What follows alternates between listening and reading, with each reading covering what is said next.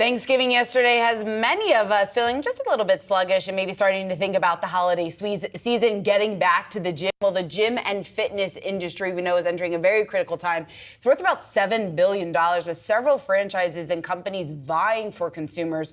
So do hiring practices and also locations of those gyms impact consumer experience. Like many fitness franchises, Orangetheory has been innovating its classes and adding locations to push growth this year. For more on this, we want to bring in Dave Long. He's the CEO and co-founder of Orangetheory. Dave, it's good to see you. So first, before we get into some of those growth plans, I'm curious, just taking a step back a bit, where does the fitness space stand today? We talked about so many of the changes that took place during the pandemic. How is what you're seeing today compared to what we saw 3 years ago? First of all, happy Thanksgiving. Great to see you. I think it's been a consistent shift back to understanding that consumers want in real life fitness. It's a really important part of them getting the results they want, being accountable to show up, and also the communities that surround great fitness studios. Although digital is still alive and not going anywhere, I think there's always going to be a blend. But what we're seeing as a cornerstone for most of our consumers is the in real life portion of this.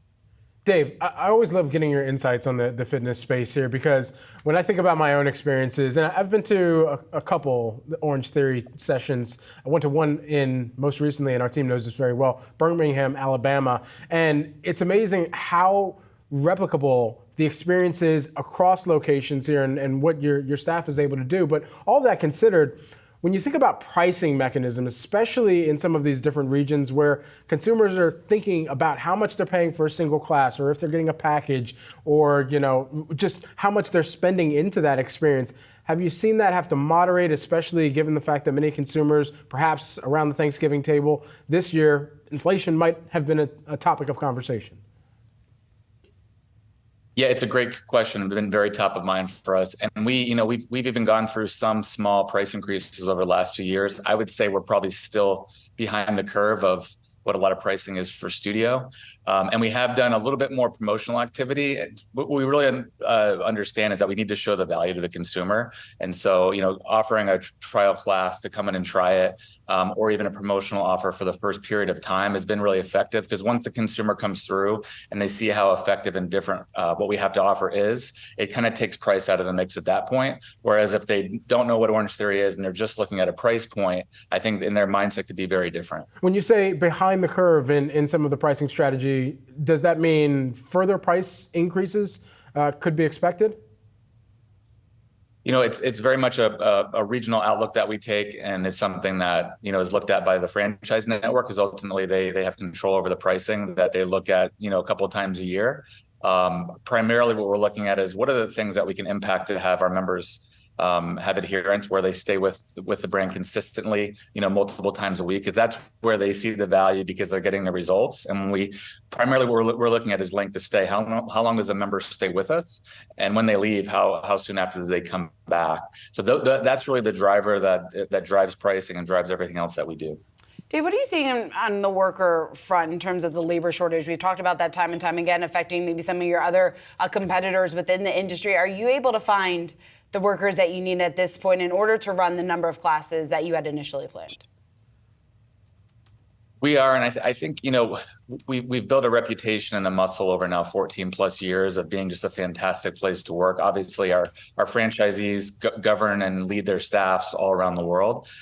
We provide a tremendous amount of training that the franchisees deliver to really set up the staff for success. And we were talking about the fitness professionals, the coaches, because of that reputation, because of the way the structure is, they are able to impact a lot of members throughout the day and teach multiple classes. So the income streams and things for them are real and are important. And that's allowed us to have just a tremendous amount of retention with our coaches, our fitness professionals. Sometimes, front of the house staff that I think all retailers deal with is continuing to be challenging. But again, we're nuanced in that we're looking for folks that want to be part of a high energy brand, want to be outgoing and engage with members. And because of that, we tend to have really good luck finding the right amount of staff in each individual location. Also, it's all about culture. Our franchisees just provide a tremendous supportive culture at these studios. And again, that's often the difference maker tiebreaker, especially for the younger generations, is they want to go to a place where they want to be part of something special and have a positive interaction, during their workday.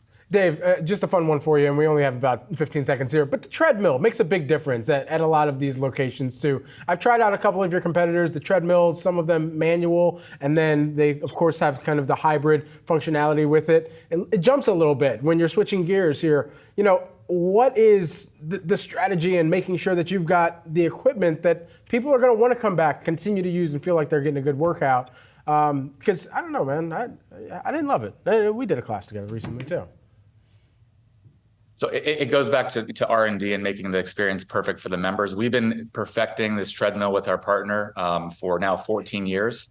So making it the lowest impact on the joints, making it very responsive to touch controls, and taking member feedback. We get like almost 1 million pieces of member feedback a month. Everything from what they like and don't like about our treadmills, about our rowers, about every second of the class. We constantly use that feedback loop to improve not only the science-backed workout, but every piece of equipment, like you mentioned.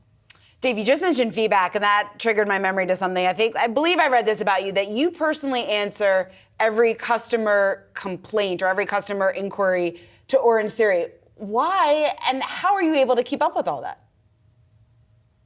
It's funny. I was just looking at some of them this morning while I was here waiting, and most go to most of the franchisees and the studio teams, like 99.9% are being fielded, but sometimes people just want to reach out to me either through a social handle or an email.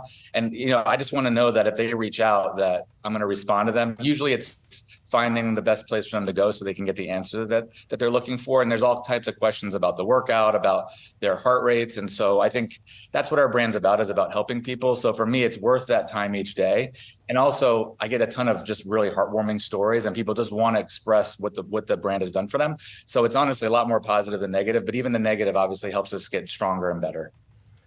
Dave, fascinating work that you and the team do over there. Would love to check back in the future. Dave Long, CEO and co-founder over at Orangetheory. Thanks so much. Thank you. Take care.